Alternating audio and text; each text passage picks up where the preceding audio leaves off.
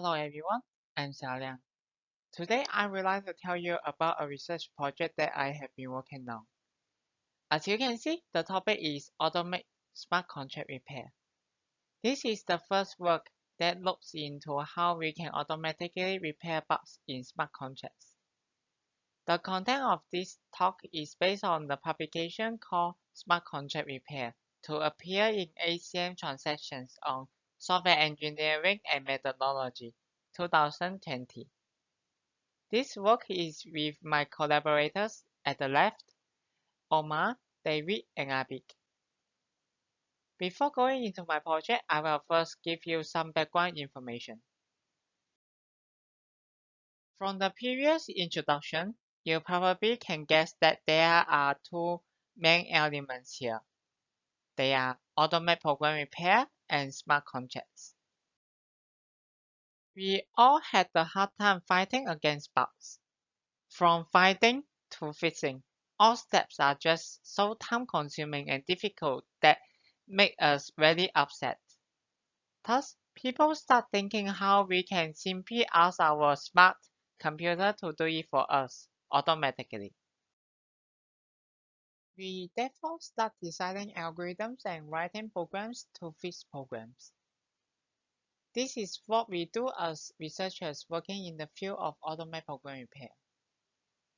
I would say this could really be something that all programmers are dreaming of, just that we will require more efforts to make it readily usable.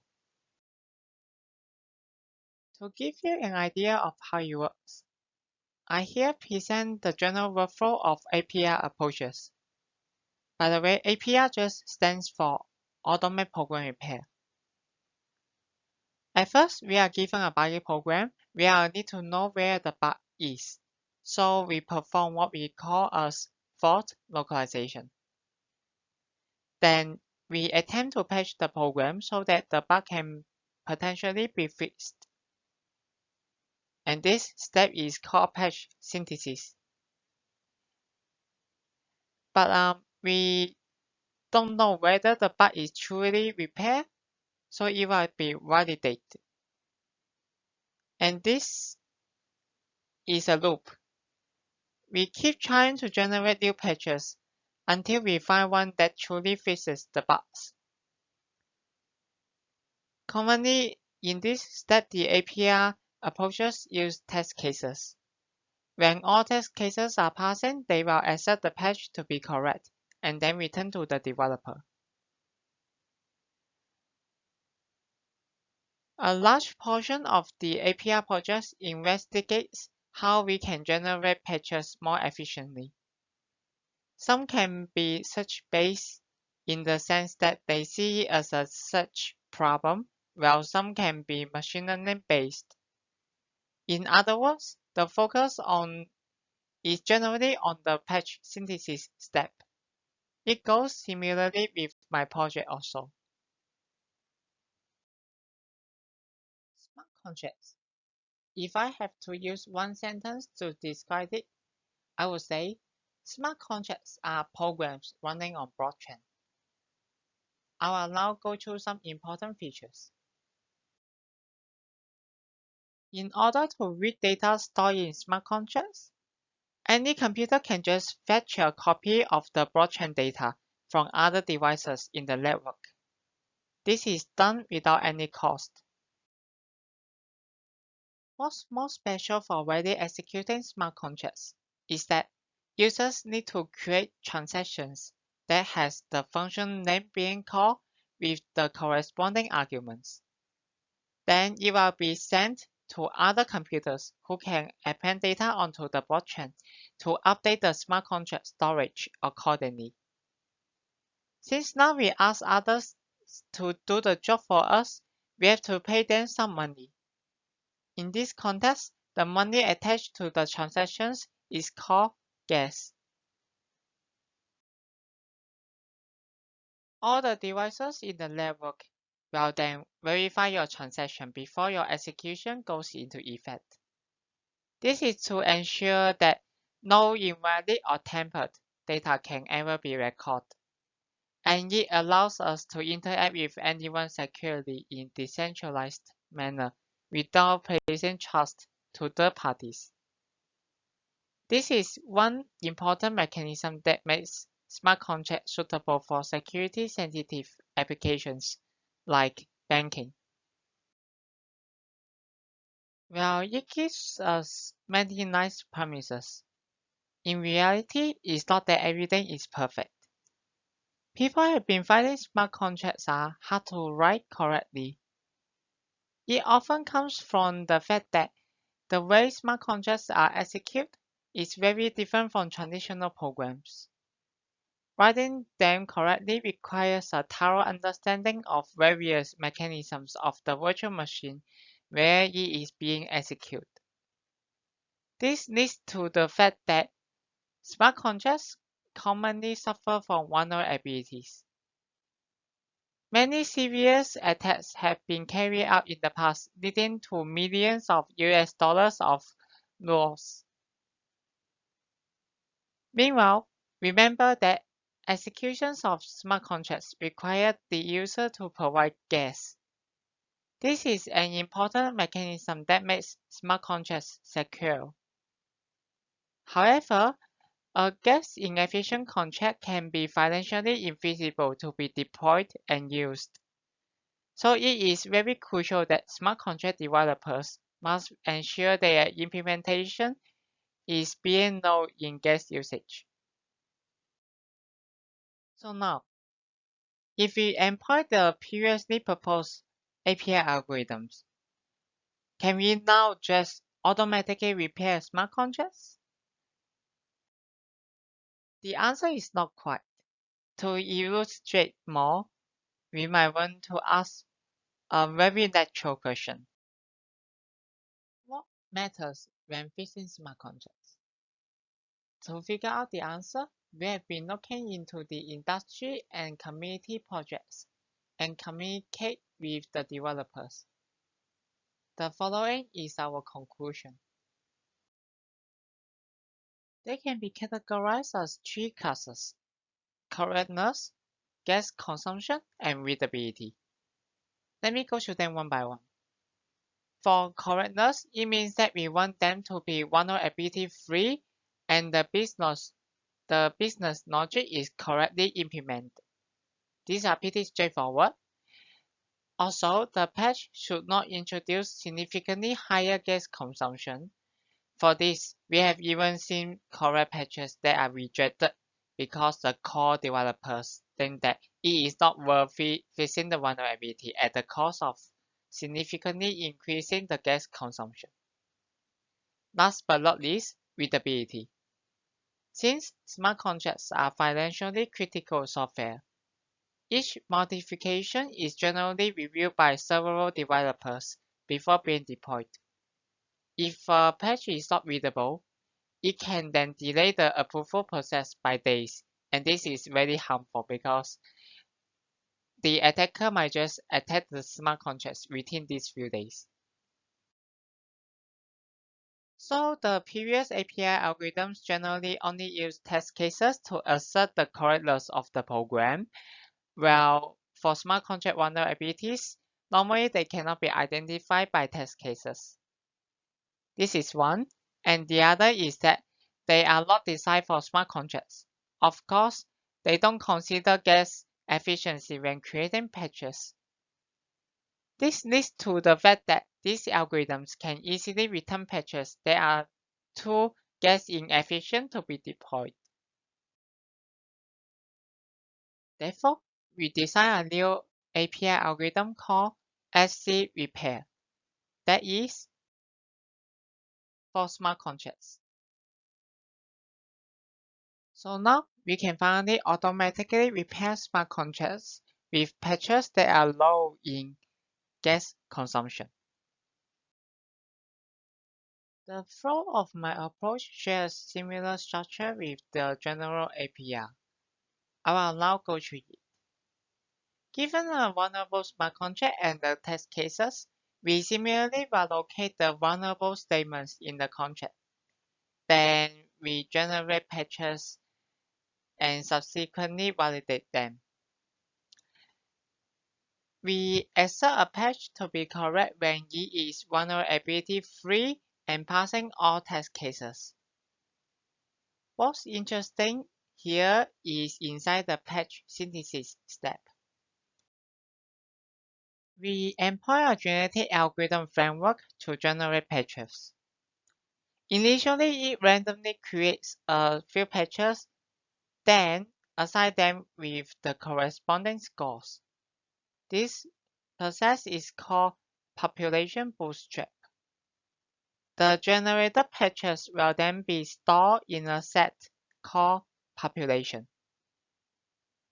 In the case of that none of them is correct, we will then need to generate another patches. But we really don't want to randomly generate new patches again. After all, the chance of us getting it right is just too low. Thus, we will now select the best patch among all in our population. Then we will generate a new patch based on that best patch. It goes on in the same manner until we find a correct one. As you can guess, the scoring mechanism plays an important role here. An accurate scoring mechanism can allow us selecting the right patch as the base to subsequently construct a better one. We now refresh a bit our mind. So these are the 4 dimensions that matter. Therefore, we can represent the score of patches as a 4 tuple. Each element represents how good the patch is in the corresponding dimension. For vulnerability, we can just take the number of vulnerabilities being found. For business logic, we use number of test cases passing, just similar to the previous API approaches. It is interesting to note that although we are now fixing vulnerabilities here, we will still need test cases to avoid accidentally modifying the logic of the contract. In terms of readability, we approximate that by the number of places being modified. This estimation is also employed in other API projects and have been found sufficient. I think the mentioned 3 dimensions are understandable. What's difficult here is to rate the relative guess efficiency between patches. To the best of our knowledge, this problem hasn't been studied much. If we simply take the best case consumption or the worst case, it is easy to do, while we found this is very unsuitable. It is very more desired to really compare the average gas consumptions between different patches. We so propose a novel notion of gas dominance relationship that enables us to systematically reason about the relative gas efficiencies between patches. Let us assume to have only 2 patched contracts to compare, and we process them one by one. For each program path, we will construct its corresponding gas formula.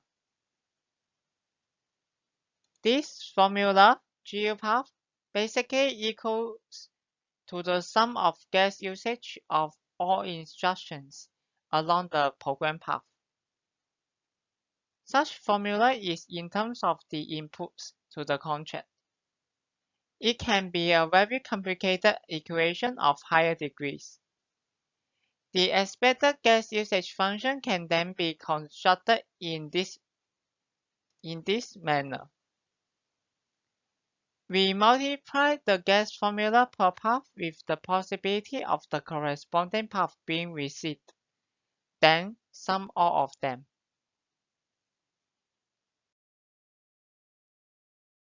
We say smart contract A gas dominates smart contract B when, for all user inputs, the value of the expected gas usage function A is less or equal to the expected gas usage function B, and there exists an input to the function A that is less than the function B.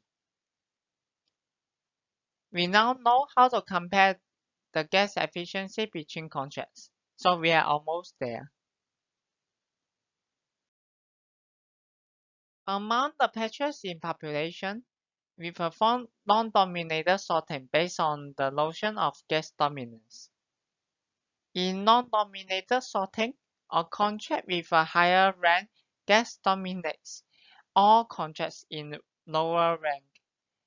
The contract having highest rank is not gas dominated by any other contract. So effectively, we can just use the rank as a score for the gas efficiency dimension. To conduct our evaluations on the approach, we have built a dataset called EVDS. It stands for Ethereum Vulnerability Dataset. We also try to collect the real smart contracts from the blockchain. There were around 38,000 smart contracts that we got. Then we deduplicate and run the vulnerability detection tool oriented on them to identify vulnerable contracts. 2.7 thousand remaining now. We want to conduct experiments on contracts that are not toys but ones that are large enough and truly being used by people. We keep only the contracts with more than 30 lines of code and also number of transactions being more than 30. And we randomly downsample to 20 contracts. At the end, we got this EVDS dataset. This table shows the contracts. As you can see, the number of transactions of them are pretty high. That is up to 1.6K. There are 3 contracts that are unsupported by our implementation because they use the very old version of Solidity. Among the 17 supported contracts, there are 48 vulnerabilities, 28 being exception disorder, 12 being integer overflow, 6 being reentrancy, and 2 being transaction order dependencies. After having a benchmark, we can now evaluate the performance of our approach. The most obvious question, that is, how effective our approach is in repairing these vulnerabilities. And then, since we generate patches with a rather sophisticated approach, we also want to understand that whether those scoring mechanisms and all that can truly be helping with the process. We so execute our algorithm on the dataset and then compare the results with the random mutation-based approach. So a random mutation-based approach mutates the program randomly, then see if it repairs. If not, it simply mutates the program randomly again and again. This is also a standard baseline in the field to be compared with when people develop new algorithms. Those are the results. In summary, our approach can repair 26 vulnerabilities out of 48, while the random mutation approach can only repair 11 of them. This shows that our methodology to generate patches is indeed effective in increasing the success rate. We have also proposed a rather complex method to guide our search towards a more gas-efficient patch. We really want to know whether it really guides us well. So we have implemented a version of our approach without the gas ranking. Then compare the gas efficiency generated by both original version and this new version. The result shows that the guest ranking approach often indeed guides us, generating new patches with higher guest efficiencies. Now, we come to the conclusions of this talk. I first briefly describe what automated program repair is and what are the smart contracts. We then understand that they are commonly vulnerable. Being financial related applications, vulnerabilities must be addressed promptly. We so developed the first program repair algorithm, SCRepair, to effectively repair the smart contract vulnerabilities. The algorithm attempts to generate not only vulnerability-free but also guest-efficient patches. And this is enabled by our novel notion of guest dominance. Due to time constraint, I couldn't cover all new stuffs we have designed and proposed in the paper. Therefore, I refer you the link to download our paper, or you can just scan the QR code. I hope that from this talk you can acquire information regarding the automatic program repair and particularly how it can be applied to repair smart contract vulnerabilities. And now we will have an online Q&A session.